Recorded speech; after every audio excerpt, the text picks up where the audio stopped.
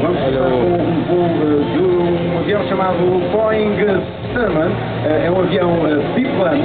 Nós vamos ter a oportunidade de ver. Aliás, eles já ontem todas as expedições que vão ver hoje vão passar, passaram ontem e hoje vão passar também.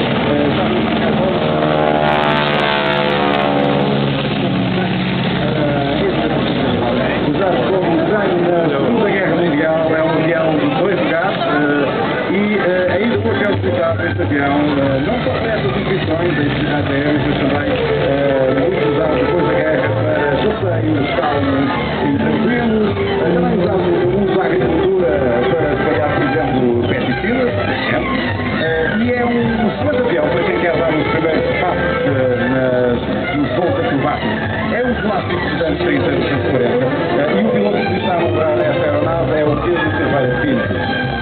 Boeing Sherman Classic from the absolutely brilliant. This is one of two classics we've got in front of us, not just the very distinctive shape of the biplane, but this aircraft you see on the screen now, this is called the Piper Cub, or the nickname the Grasshopper, and believe it or not, that